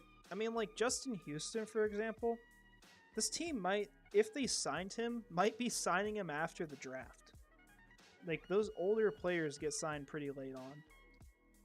So we might look through some options there, just throw someone on, see how that impacts the cap, make sure it's under. But yeah, out of Hutchinson and Travius Hodges-Tomlinson, what would you guys prefer there? Because these are two I've bounced back and forth between them. I know that Jim's saying Hodges-Tomlinson. I think for him, he's really, to me, a kind of a... It would be a not as good as Clark Phillips kind of guy. Like, he's similar to him, but he's like the light version of it. Not as far as weight, but just as a player overall.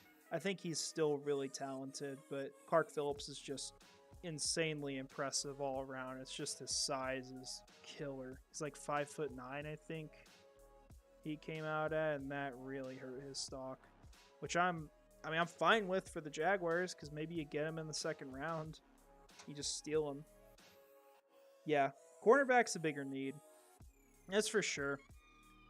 I think the question really is there, like, do you go for the need or do you go for, like, what's also a better story and I think possibly a better player long term?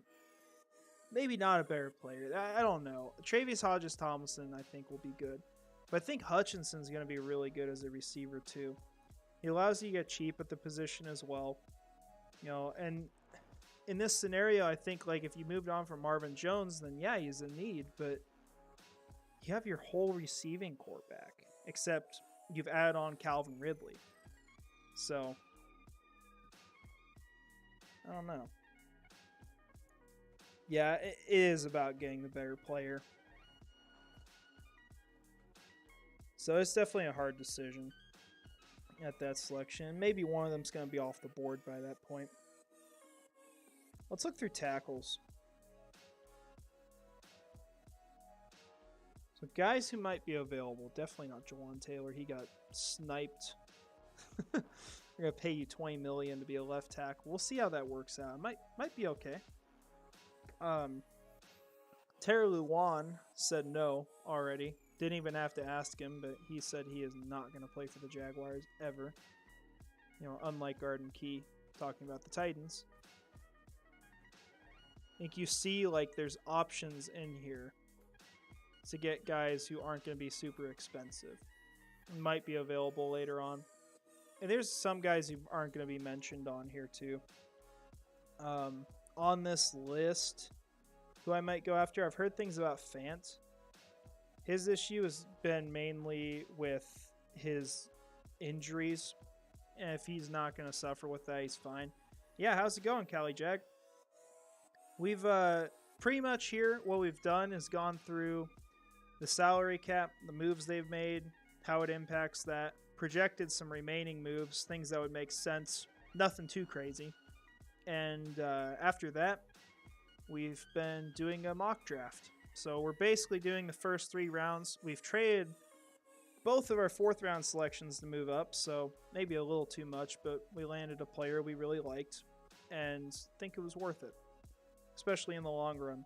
So that's been what we've been doing here. But yeah, how are you guys' weekends going? How is it going without being able to see the Jaguars spend $50 million on a free agent? It's been awful for me. Can't take the withdrawal. So I think George Fant would probably be the most logical, and this price probably goes down as well. He's not getting signed yet. Maybe that's someone you bring in before, but you're just in a situation where you're probably bringing in the best tackle you can after this, unless you're landing him in like the 6th round, or say you're trading up your 6th rounders to the 5th. That's another option. Could definitely do that. I think we saw a trade like that last year, actually. The Jaguars gave up 2 late round picks to move up. It might have been in addition to another selection around that range, but that was kind of what they did. So another option they have in there, if we're doing that, I think Wanya Morris is definitely on the board for that pick. As far as other options, I think he's kind of one of your last ones. Maybe Ryan Hayes falls. There's a shot that you can get a tackle there. We just won't be going that deep into it. But we will see as well if a tackle falls to this pick.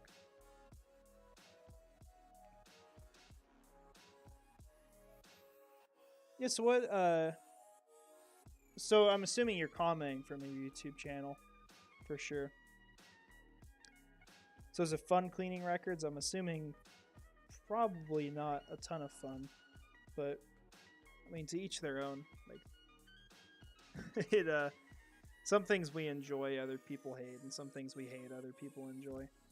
And yeah, the content has been awful this last week. I want to like put out videos daily, but there's nothing to talk about.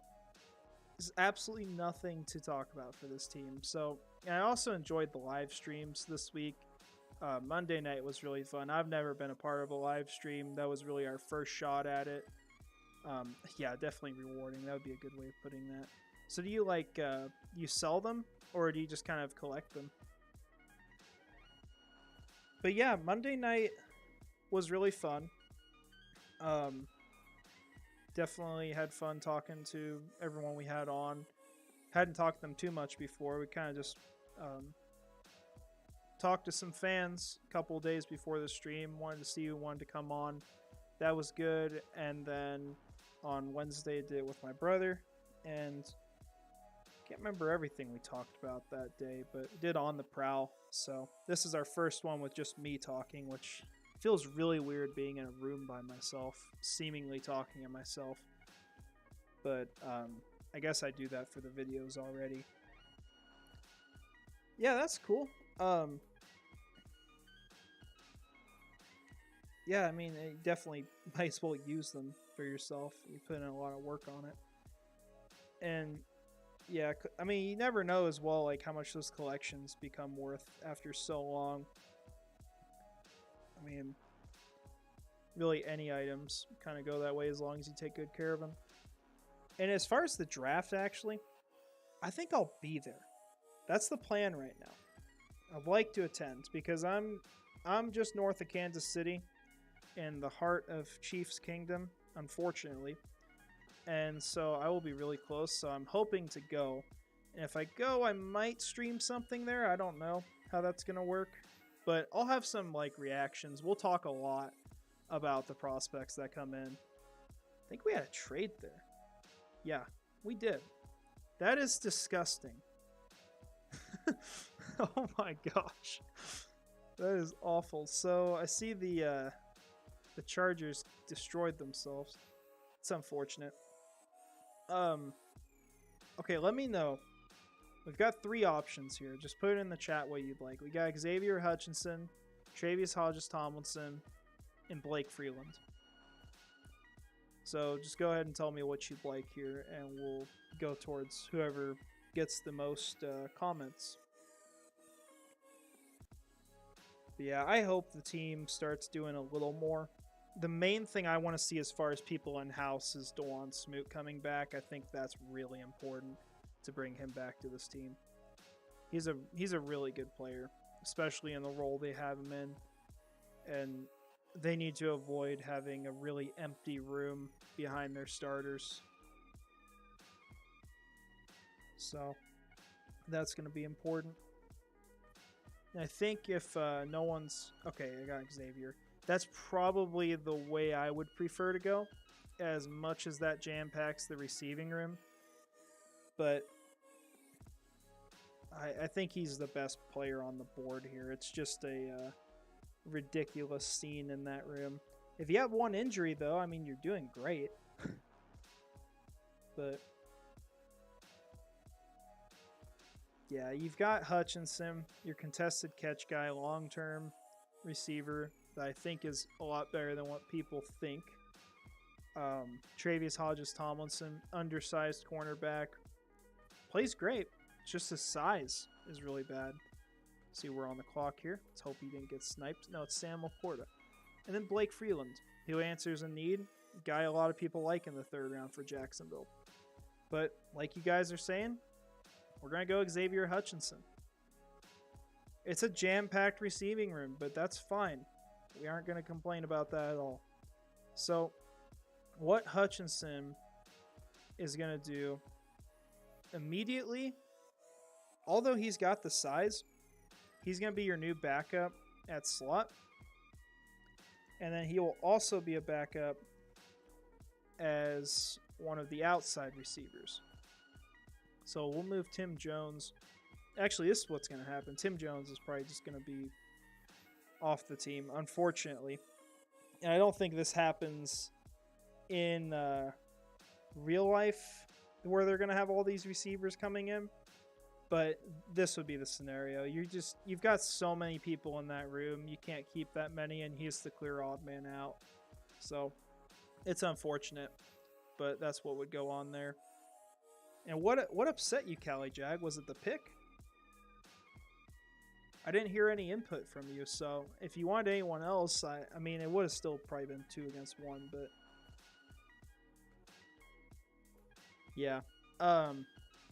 So, I mean, yeah, you look at, like, receivers. They've got the 3 starters, Marvin Jones, Xavier Hutchinson, Jamal Agnew. So, Tim Jones would be a 7th guy. I just don't think they keep him on that kind of role, unfortunately. I really like him. I think he could be, like, a solid depth guy, but that's what we've kind of pigeonholed ourselves into. And, yeah, like, as far as needs... Especially with Marvin Jones coming back, would we go receiver that early if we're going off needs? No, I don't think we would.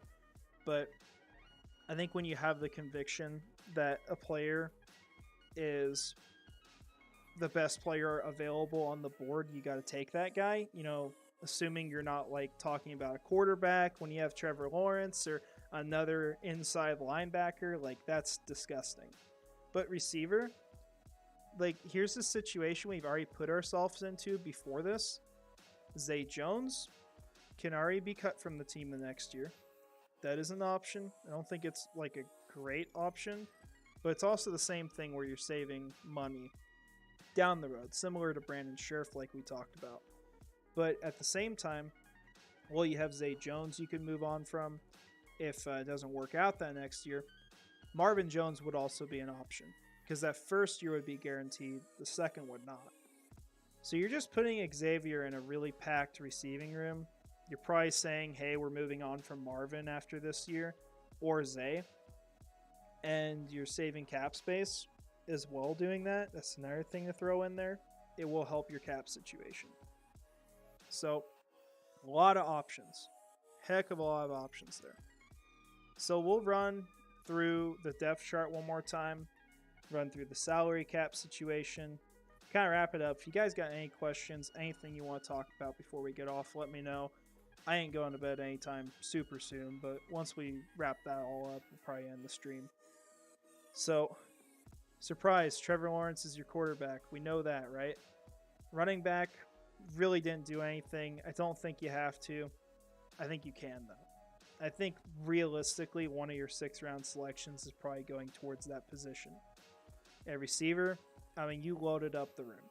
I think you did a whole heck of a lot there. You've got everyone coming back from this last year. You're throwing in Calvin Ridley, and you're throwing in Xavier Hutchinson. Hutchinson's a guy who's going to profile really close to Marvin Jones. He's a guy from Jacksonville. He's going to be familiar with the area. He's a good person, it seems like, at least, right? I mean, we never know everything about people, but good character. He showcases that as a human being in interviews and talking, so you like that. He's also a guy who not only has to play in the boundary role, but he can move inside. And when we talk about him inside, his game's really similar to that of Keenan Allen's. He's a big slot guy. So you get a universal backup receiver. And I think there's a shot even where Xavier Hutchinson's coming in as the rotational guy over Marvin Jones. And Marvin Jones is mainly used in the red zone. So he could have a bigger role with this team. Maybe at that point you're paying Marvin a little too much, but it's just the situation you're in here, and it's okay. You know, not everything's going to be perfect, but you've got all this depth at that position. Tight end, you got a very special prospect in Darnell Washington. You really add on to that position. So it's the same group, but you've got Darnell Washington over Chris Manhertz. And then your offensive line, really the only change from what we got now is Osiris Torrance. Torrance is going to do a ton for your run blocking. And as well, Darnell Washington does that too. I think your first 2 picks are arguably the absolute best picks you could make for your run game. And that is a big issue with this team from last year that people don't talk about. You think about when they played against these really good run defenses like Kansas City, like Baltimore, they couldn't run it up the middle. They ended up having to pass the ball. They became one-dimensional. And we even talk about pass protection too, you know, just getting better guys in the middle. You know, Chris Jones had a field day against this team. That was not good. And that's something this team's going to have to address, because if I'm Jacksonville, if I'm in that front office, what I'm thinking about this offseason is how do I build my team to be able to take down the Kansas City Chiefs? And I think this helps with it. I really do believe that. So it would have been nice on offense if we had another tackle. If we had someone to back up. And maybe you find that in a trade. Maybe you find that in a free agent after the draft. We're not going to go choose, you know, out of all these guys, because I think that's kind of unfair, because we should have done that before. This is after the draft, and one of these guys might be available, but they're going to be picked up already, most likely, because we're, you know, talking about this team at the end of April. And yeah, for ETN, it's bad for sure when he can't run the ball in games, because he's a really good running back. He had the issues with fumbling. That's true. but the guy is talented. I mean, we see effort from him. We see him bulldozing guys. As someone who wasn't supposed to be able to do that, he has upside as a receiver. I can only imagine how good the running game gets once you improve the blocking, because this team did him no favors. I mean, they were ranked 30th in the league as far as their run blocking. It's not good. So you improve at probably the most important aspect that you're weak at on the offense. So, and yeah, exactly. Like, he can be a number one running back in the league. We're talking about a guy who can lead the entire league in rushing yards over Derrick Henry. Now, I don't know if he'll get as many snaps as Derrick Henry, but he might survive longer, before they kill him, because they run him like 80 times a game if they have that many offensive snaps, that is. But, and especially their offensive line, another thing to throw out. Tennessee has Andre Dillard? That's their only guy right now. That's kind of scary. I mean, I would almost be in a situation where I'd almost sit him or trade him, because you're going to kill him if you put him out on the field, unless they want to pick offensive linemen in the first 4 rounds straight through. But back to our team, yeah, really that's the only thing on the offense I would bring up, is just having a backup tackle. And on the defensive side of the ball, you have a massive amount of pass rushers. You have a ton of people who can do it. The question will be, how great will they all play? Because ultimately, if they're all okay at it, it doesn't do much for you. But I think you have such a nice variety of players, and they're all talented at different things, that you can have some creativity on the defense and you can use them well.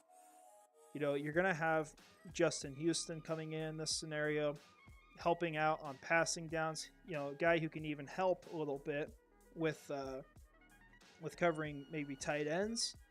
That's something you could definitely look at. So he helps in that regard. He's a guy who got like 9 sacks in the first half of the season as a rotational player. A guy who played like 400, 500 snaps in the season. It's nuts. I mean, you look at that pace. The pace he was on is almost similar to his 2014 season, where he had 22 or 23 sacks in the year. It's disgusting. And this guy's on the market for $4 or $5 million a year. Yes, please. Let's go get him. Like, I want to see a rumor on Twitter immediately that the Jaguars are pursuing that guy, because I think he's ridiculously slept on. And yeah, I don't know what Henry gets traded for. I would have to think at least a first. And honestly, like, if we were ever able to trade with him, as stupid as it sounds, I would trade a first-round pick for Derrick Henry. You would literally destroy Tennessee for the next 5 to 10 years. You would kill them. You would wipe out the entire history of that rivalry and just establish them as a dumpster fire of an organization. I would give up a first-round pick and $10 or $15 million a year to do that. 100%. I couldn't even imagine how good that offense would be with Derrick Henry back there. And then you got ETN as well, when Henry needs a break, because they don't give him breaks in Tennessee. And yeah, with the coverage, that is really important. Like, you've got your 2 units that need to help each other out, and we want to blame, and say, hey, the pass rush isn't good because the coverage is bad, or, say the coverage is bad because the pass rush isn't good. Hopefully I said the opposite there, but you get the point. Ultimately, you just need to improve them both, and they'll help each other out. It's like the linebacker core even. I mean, once Devin Lloyd plays better, Foye Oluokan's going to be even better. It's just a matter of, teammates helping teammates out. So the offense, I think, looks pretty good. I think you're really happy with that group. You have a ton of people on it. You've also got young blood in there. So you're adding that in on a group that was mainly free agents this last year. That's really where they did their work there, and then they drafted for the defense. And then on the defensive side of the ball, like we said, you got all these guys who can contribute in the pass rush. Calais Campbell comes back. I think that helps a ton from a leadership standpoint. Justin Houston's doing that. And that's a pretty good defense right there. You got your slot corner in Sean Murphy-Bunting. It would be nice to get another corner that you could bring in, but at the same time, just consider that if you have an injury early in the season, someone's going to be on the trade block. They can go after a corner. So that's an option too. And then at safety, there's nothing you got to do. It's already a pretty well set up unit. If you get a really good guy who falls, then you can consider it. Like, as much as Chris Smith might not fit into like Jenkins' role of a strong safety, he's a great player. Fantastic player. Well, he might not be a perfect athlete. He's an intelligent guy, a dude who makes plays. If you find a guy like that in the draft who falls, go ahead and pick him. Be a really good selection. So that's where we leave with all this. We see we're in like the 4th round now, so probably won't be making more selections. I think we've got to cut one more player, which we did with Tim Jones, right? So, okay, 2023, here we go. Yeah, we got him cut. Okay. So, cap space. You're probably sitting, I'd estimate maybe like, how many picks do you got left? Actually, you can uncut 2 of these guys because you trade 2 picks away. You got a few million left. It's basically what I'm getting at. You're 17 million over the next year with this salary cap. So you're probably around, with all that, 15. Then you throw on the draft class. That's got to be contributed towards this. And that's as in the 2023 class. 27 million over. Doesn't look great, right? But you got options. Got guys you can move on from. You can look at, for example, maybe Justin Houston doesn't work out great. If you got to move on from him, we don't want to think that, but you have the option, which is important.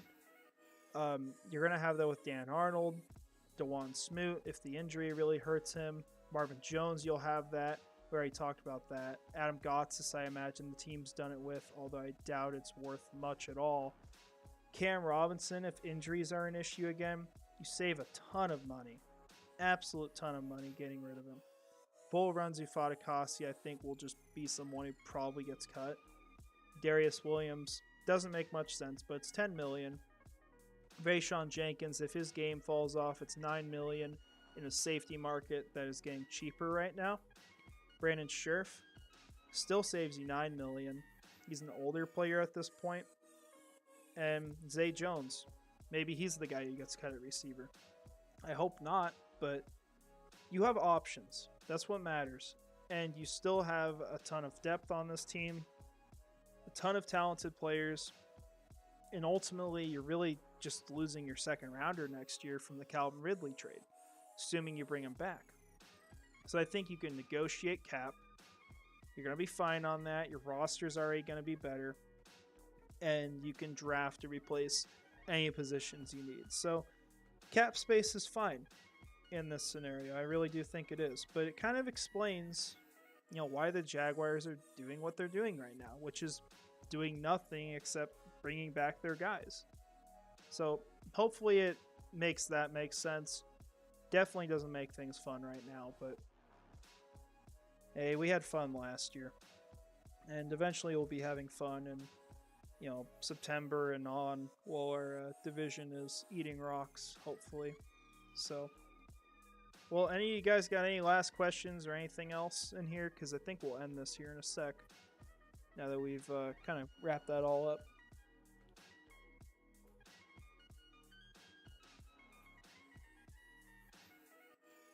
Yeah, it'd be cool if he was good this next year, but he just didn't do much for this team. He was injured.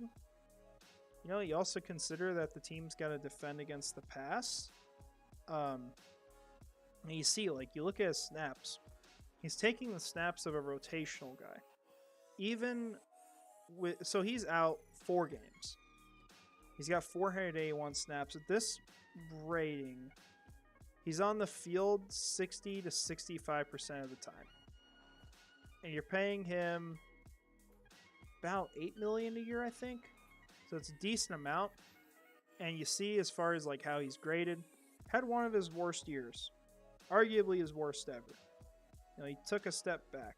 And so I don't know. I think he's someone you can move on from. Maybe he just gets a new contract that's cheaper. But I don't think he's like a great player for the team. I don't think he's worth the money he's getting. And you have Devon Hamilton on the interior too. You can draft other guys. I just think he's going to be one of those options. Yeah, he did play solid the first 2 games. Actually, the first 3, according to this. And he played good for the other Chargers game. But I don't know. He just wasn't... He wasn't worth what he was supposed to be. He just got overpaid. He's one of the misses from last year. Team's going to make those. But yeah. Yeah, we're going to win through the draft, Ron. That's what we're going to do the next few years. Hopefully they keep drafting well. And something to consider with this last draft class, you look at how we looked at the one from before, 2021. Trevor Lawrence didn't look great his first year. Now we discount that fully. But Travis Etienne didn't touch the field. He had the Liz Frank injury really early on. And then you had Tyson Campbell, got killed early in the year, finished really strong. And then past that, Walker Little came in for a few snaps, didn't do much of anything. You didn't know much from him. Andre Sisco rode the bench, although you felt like he was a really good player. And Jay Tufele wasn't even back on the team. But how does it look now? How does that draft class look? It looks great, right? It's one of the best draft classes in the team's history. Not the best, but a good one. And you got your franchise quarterback. You got a running back you're going to keep for years to come. You got an elite corner out of it. You're hoping you have a really good tackle, and I think you do with Walker Little. And Andre Sisco's a fantastic safety. It all changed in 1 year. And so that's how I look at our draft class this last year. You've got guys that have a ton of potential that are in a really good system for them with really good coaches. I think Trayvon Walker's going to take the next step. I don't know if he's going to be like everything we hoped he was, but I think he's going to be a really dang good football player. We've already seen that clutch factor from him. We've seen him make the big plays. He's an important piece of this defense who's going to continue to get better. And if he has these kinds of people surrounding him, he'll be even better than what we think he'll be. So, that's one player that's probably going to be a lot better this next year. Devin Lloyd. Guys just got to settle down, get used to the game, get used to playing around this team, what they're calling. Once he's got that down, he's a talented player, and they can use him in a better role. They could use him more as a rush guy, because that's what he did more in college. Maybe they go do that, and it'll help him out. Maybe they give him simpler assignments, because rushing the passer is a much simpler assignment than having to figure out which guy to cover. So there's things they can do. Yeah. I don't know if I'm going to talk to your wife about that, but yeah, I'd agree. And yeah, you definitely want to get guys who go past the rookie contracts. Let's just for a moment here, just think about that. You know why next year's not a huge issue for salary cap too? Who are you re-signing that was on a rookie contract? Devon Hamilton and Ben Barch. That's it. That's all you got. So it literally helps the situation. But yeah, they weren't good with the draft before. And things will change because we'll have to start paying our own guys like 2025. It's going to be disgusting. You're going to have to have Trevor Lawrence on his 5th-year option. Tyson Campbell is going to be on a new deal. Andre Sisco is going to be on one. Travis Etienne, probably 5th-year option. Things will change pretty quick for this team. But yeah, I think overall, I don't know, I'm kind of losing where I was at, but I think this draft class is going to be better this year. I think they're definitely going to improve. I think there's still really good picks. People who've just got to have a little time in the system. So I'm going to reserve my judgment a little bit on them, as easy as it is to judge them. I think if any of them bust, It might be Devin Lloyd. I do not want that. I don't think he will, but that's the only one I have like any kind of like concern about in that regard. And I think he's going to get figured out. So, yeah, I think, we'll see where we're at here. Yeah, we're still pretty far away from the picks. I think we're going to wrap it up here. And we wouldn't get much at this point in the draft because this 5th rounder isn't even ours. So I don't want to pick with it. We would have our 6th round selection. So, yeah, I appreciate y'all coming in tonight. If you want to see certain things on the channel or talk about certain topics, let me know, because we're really just trying to choose stuff you guys want to talk about. And the goal of this is to really just add things into the Jaguars fan community that aren't there. And so I know for myself, like one thing I haven't seen a ton of is the analytics as far as like salary cap numbers, how players are utilized. I'm not super well versed in like the types of defenses and all that, but trying to add on that kind of new stuff and give you something that you can consume and enjoy, hopefully, and also bring a little bit of fun to a dead period in Jaguars football right now. So, yeah, thank you all for coming tonight. And yeah, I can't wait for the draft. We've got a little over a month, not too far away now.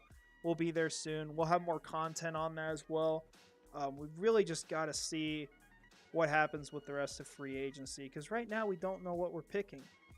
I think this team at least needs to address one of the issues so that they can go into the draft and get multiple players who can fix the rest of them, or if they want to address them all, like we did, except for the offensive line, then they can get best players available.